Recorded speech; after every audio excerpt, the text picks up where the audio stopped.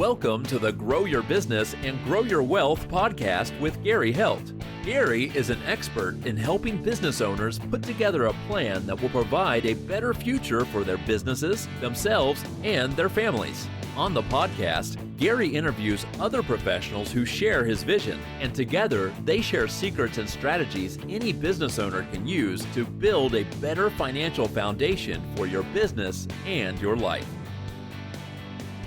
Welcome back to the podcast. This week, our guest is Ashley Tison, who is the co-founder of OZPros. Welcome, Ashley.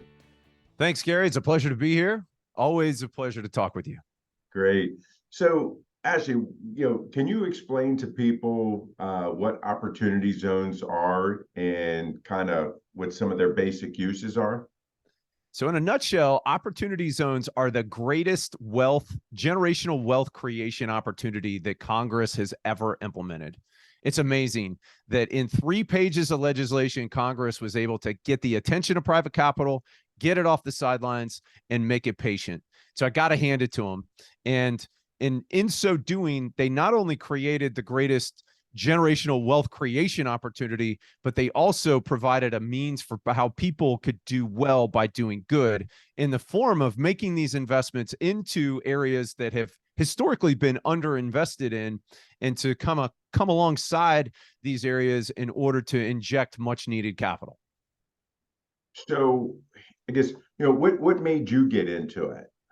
So it's funny is that I was helping business owners put more money into their pockets when they exited a business, and was walking them through different creative tax strategies that they could use to save money year over year, to save 30% year over year on their taxes, to create kind of this charitable checking account on the backside, and then be able to exit their business and save a significant amount of money on taxes. So it was at a CLE. I heard this guy up there talking about the Tax Cut and Jobs Act. And when he said opportunity zones, my ears kind of perked up. It was after lunch. Everybody else was asleep. And so when I heard it, I was like, man, if that's what it sounds like, I think I'm onto something here. And so I ran him down in the hall afterwards, and I said, listen, man, I was like, that sounded like 1031 and private equity got married. And he's like, and yeah, they had a beautiful baby named Opportunity Zones. And so I was like, all right, I'm in. And so we kind of did a little bit of a micro test where we popped up a website, and 150 inbound phone calls and $50 million worth of deal, money looking for deals. We were like, all right, we're definitely on to something. And so it's been a wild ride ever since. That was May of 2018. And I've breathed, and slept in nothing but opportunity zones ever since. Right. So, there's obviously the tax side of it, but then there's also the social side of it. Yep. Can you explain some of that? Yeah, absolutely. So the part of the program is that every governor got to designate up to 25% of their low income census tracts as opportunity zones. And so they chose through different states use different methods, but they got to choose these low income census tracts. And so as part of that, some folks chose, and, there's a great mix of downtown and rural zones. Mm-hmm. And as a result, when private capital is coming into the opportunity zone program, they have to be engaged inside of these zones. So they have to have 70% of their assets there, and at least 50% of their payroll needs to be located inside of an opportunity zone if they're an operating business. That's the other great thing about the opportunity zone program that differs from 1031 is that it allows you to invest in opportunity zone businesses as well. And so it's this perfect hybrid of being able to, do real estate investments in kind of a traditional tax advantage method like 1031, but then to bring in the mix of investing into opportunity zone businesses as well. And whether that's direct capital infusion into one that's already in the zone, or starting one up in the zone, or bringing one from outside of the zone into the zone, it's a way that you can take advantage of the tax benefit, but you're also bringing commerce to these areas. And so we've seen an unbelievable kind of, exponential compounding effect relative to what that's done, namely in the form of just kind of general activity and excitement associated with these areas that we heretofore hadn't had it. But then on top of that, the coordination of tons of kind of disparate governmental resources that all kind of pivoted around this concept of opportunity zones. So the communities that have done really well with it have appointed an opportunity zone czar, for lack of a better term, or somebody's basically raised their hand and said, hey, listen, I want to kind of lead and spearhead this charge. And then they have coordinated, the resources that are there available, the, economic development resources, grant resources, different projects that the folks want to see in that city or that county. And then they've made that available to different funds that have then partnered up with them in this fantastic public-private partnership that we've never seen before in any kind of public-private partnership program ever. And so instead of it being a governmental handout, this is the government channeling private capital to do good and to allow them to do well by doing so. And so that's what's so exciting about opportunity zones. So, you've mentioned quite a few times tax breaks and people being able to save on taxes with opportunity zones. So can you explain that a little bit more? What taxes are they reducing? So in a nutshell, yeah, you got to have capital gains. So whether it's long-term or short-term, whatever capital gain you have, you get to defer that capital gain until 2026 by putting it into a qualified opportunity fund. And a qualified opportunity fund can just be a partnership, or an LLC taxed as a partnership. It's fairly simple. And so that's what we do at OZPros. We set these kind of captive qualified opportunity funds up for Main Street America, and we set up over 1,000 of them. And so people in rural America, in urban America, but that are, they've got 50,000, 100,000, a couple 100,000, 2 million, 20 million, $100 million worth of capital gains. We've set them up their own captive opportunity fund so that they can then put that money into their own fund, and they get to defer the taxes until 2026. If the legislation that's currently pending passes, they'll be able to defer that until 2028. And then whatever they invest in after they've held their interest in the fund for 10 years, that comes out with a step up in basis to fair market value.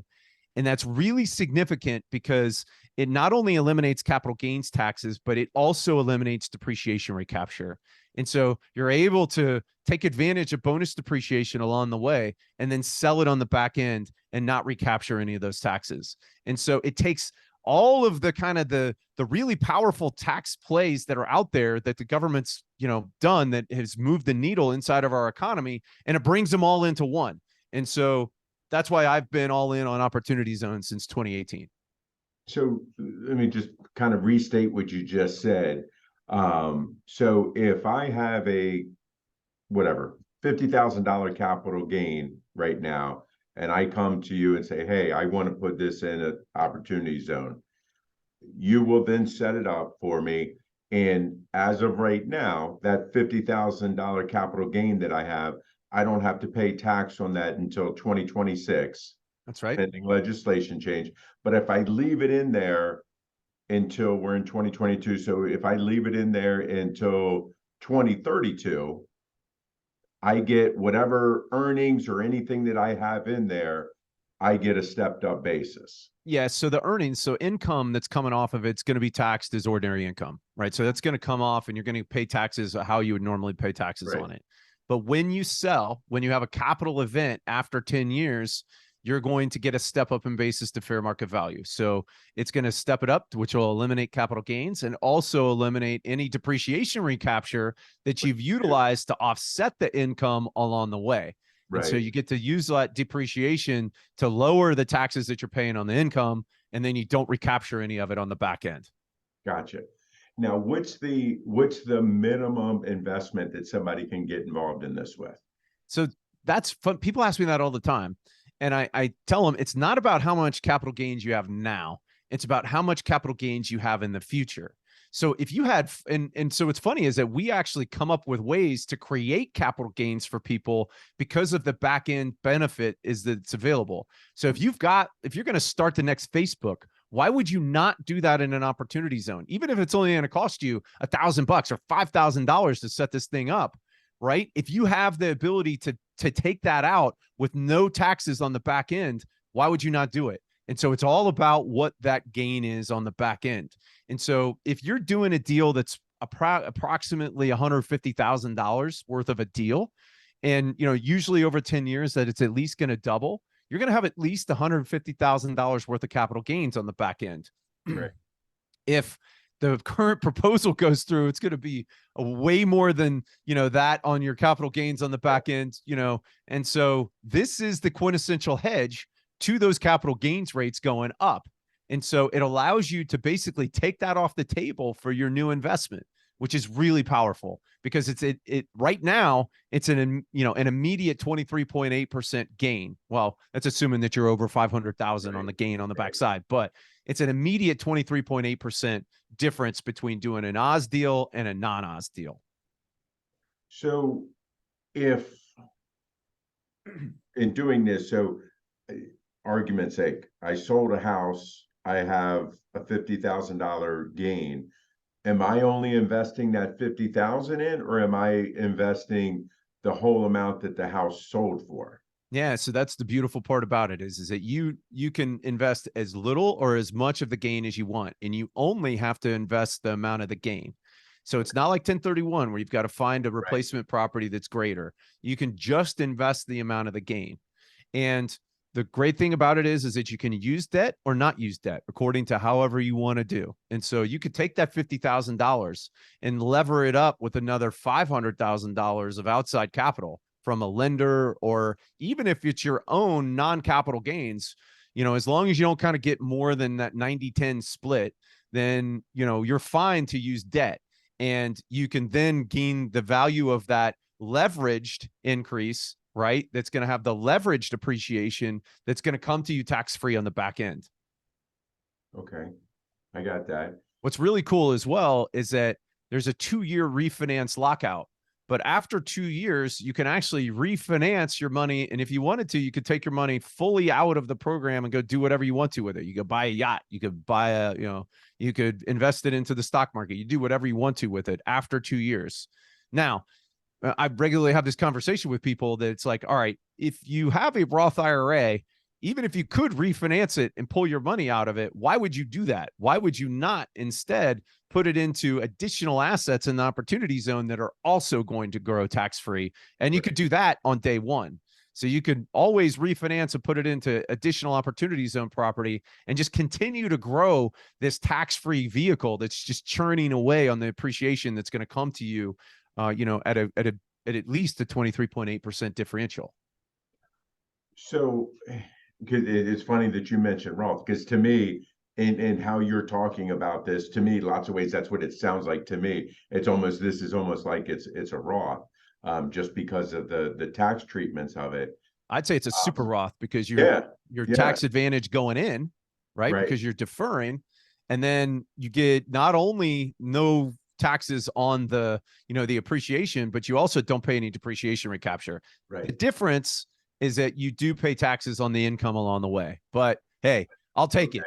Yeah, exactly. So would I. So, I mean, obviously, the old adage, it sounds too good to be true. What are the pitfalls to doing this? So there's nuances to the program, right? So inside of when you invest into a fund, you've got to deploy 90% of the assets into qualified opportunity zone property. And you can either do that directly into like tangible property, or you can do it through a qualified opportunity zone business.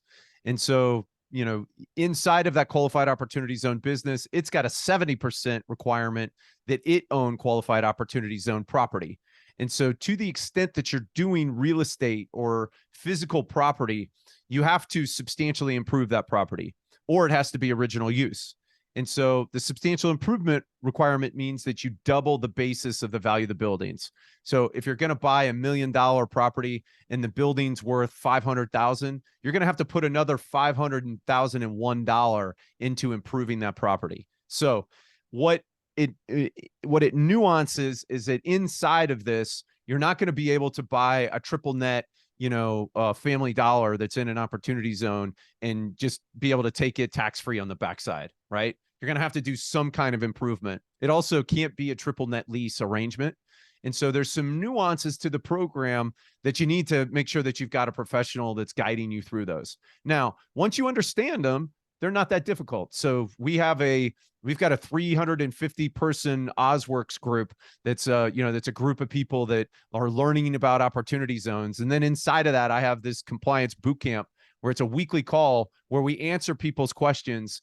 And then they learn through those questions and through those interactions. They're continually learning how to do this and making sure that they're applying that with their respect to their business plan. And so that's what we're all about. We're making sure that people understand it and understand those nuances so they can actually do this program and not only do well for themselves, but actually do good in these areas where they're investing in and making a difference. So, I mean, obviously opportunity zones have been around for a while, but this particular tax treatment of them has only been around for a couple of years. What are some of the mistakes that you see when people are trying to go out and do this on their own? Yeah, so the biggest one is and we've got a video series on YouTube, like mission critical items not to do, right? And there's like 10 of them. But the biggest one is don't buy the property in your individual name. So if you're going to buy property in an opportunity zone, set up the entity and ideally set up the structure ahead of time. Even if you don't have capital gains now, that's okay. We can put capital gains into it later as long as you buy it in an entity. And so that's the number one issue that I see. The number two one, and this is kind of a non-starter, is that they missed their 180 days on their deadline for investing the capital gains. So if it's coming to them personally, like a sale of a stock, they got 180 days. If it's coming off of a K1, they can elect the period of time when that 180 days starts. So they can either go 180 days from the date of the sale, or they can choose it to start on December 31st, or they can choose it to start on March 15th, which is the partnership tax filing deadline. And so navigating when you put the money into your fund that's a nuance. And so setting up a fund is not that difficult. It's literally just a partnership, right? An LLC tax is a partnership. You need some special language in it, and that's what we've got inside of our package that we generate for people. But it's the nuances relative to how you move the money in, and then like when you need to move the money out of your QOF down to a QOZB as well. So it's the nuances that people kind of get wonky on, and that's the number one mistakes that I see. Okay. What about if you have somebody that has the gain, whatever the size of it is, and they want to get involved with this, but they don't want to have to go out and find opportunity zone around them and all this other stuff, but they have this cash.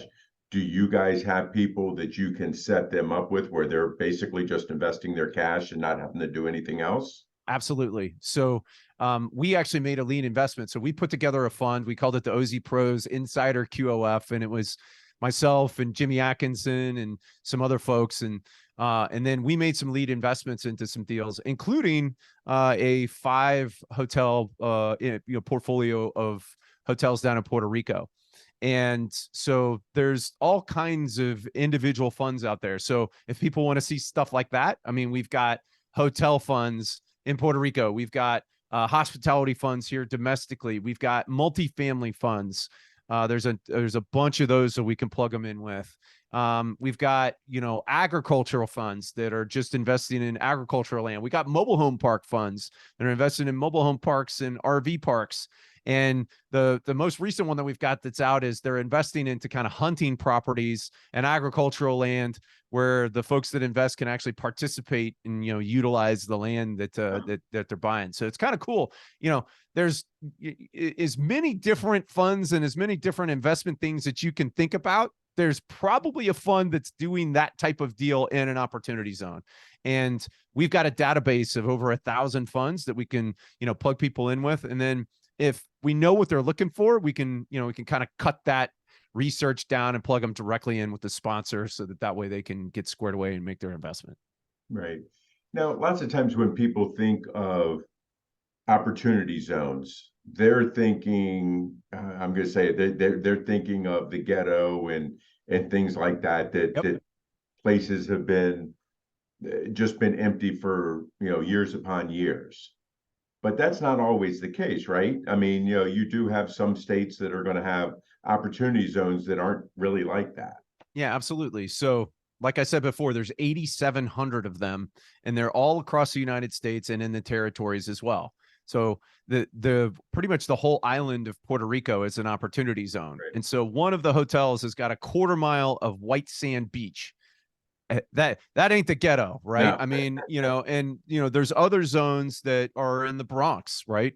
There's fantastic zones here in Charlotte where I live, right? That is this unbelievably growth oriented, a side of town that was historically industrial.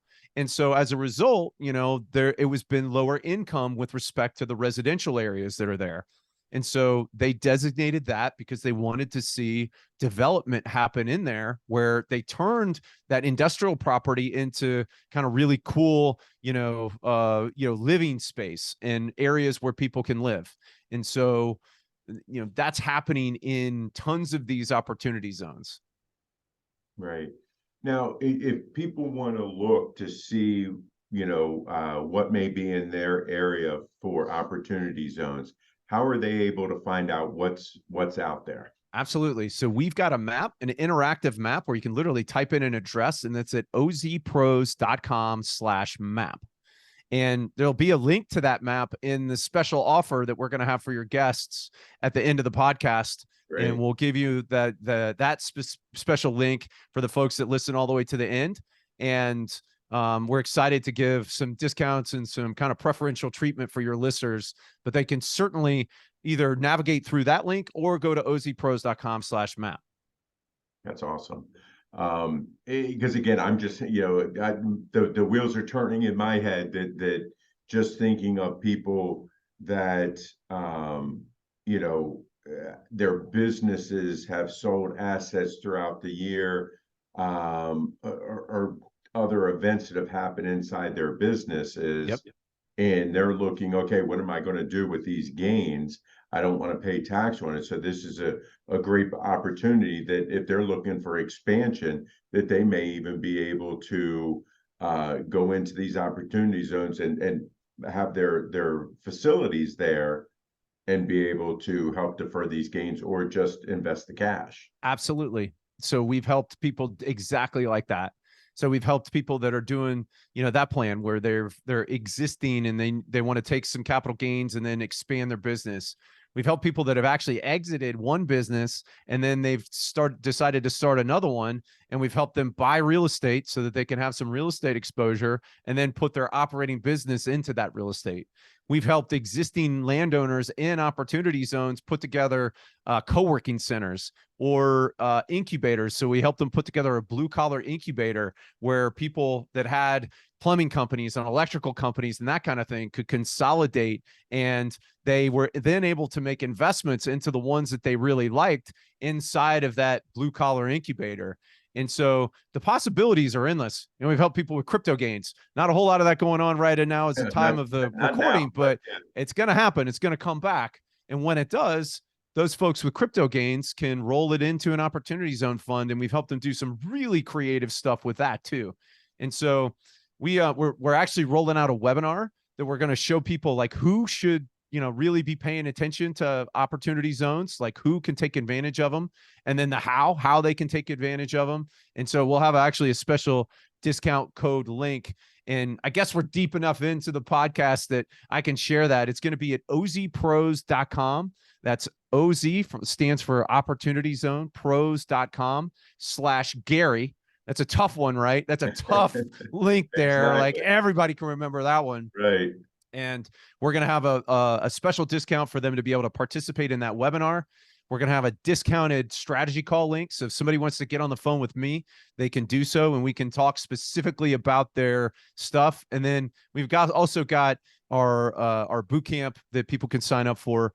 And we've got tons of educational resources inside of the OzWorks group, and we can direct them into that community. So if they're interested in learning about it, what we've tried to become is kind of the fastest way to figure out if they can do an opportunity zone deal, if it makes sense, and then the fastest way for them to execute on that and actually do it.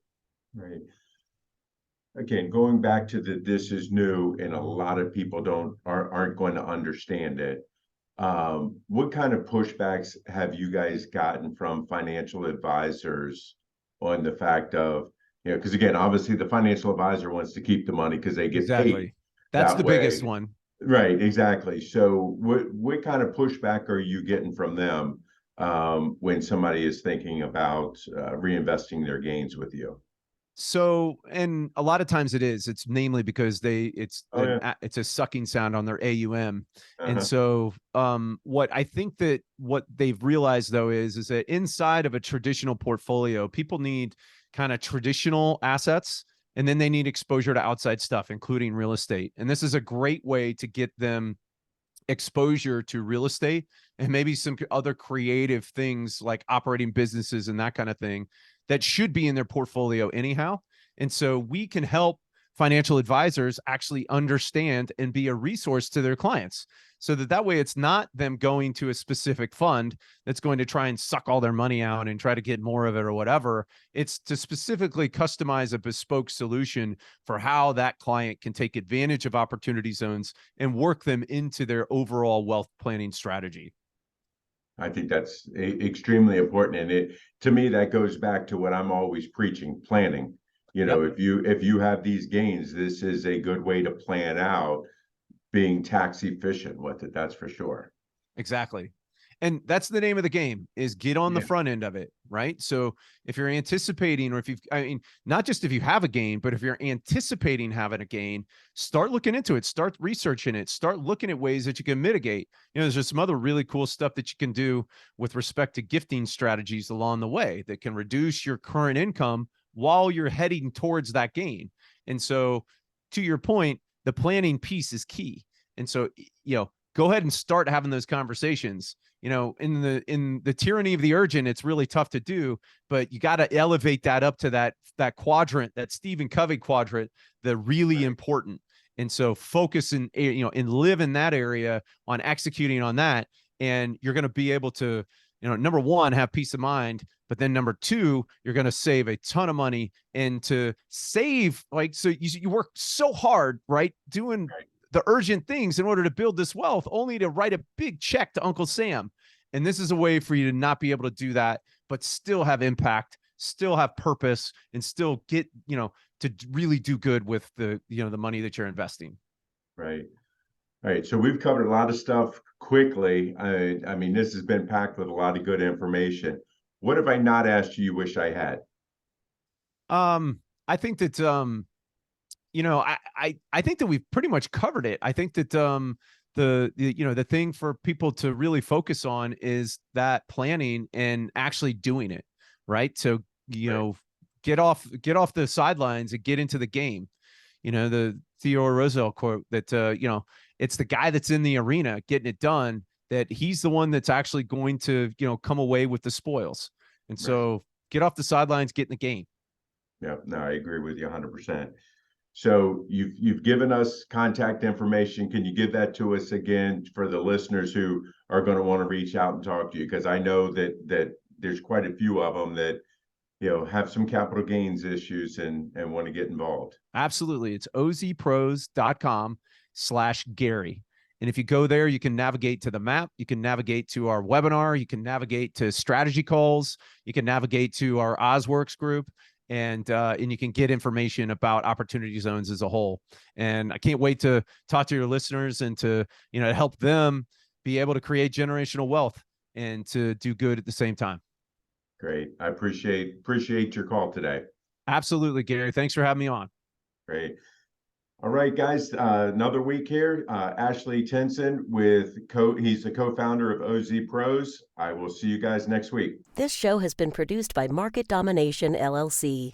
To discover how you can have your own show completely done for you and turn it into a real published book and become the authority in your marketplace, go to www.marketdominationllc.com/podcast offer.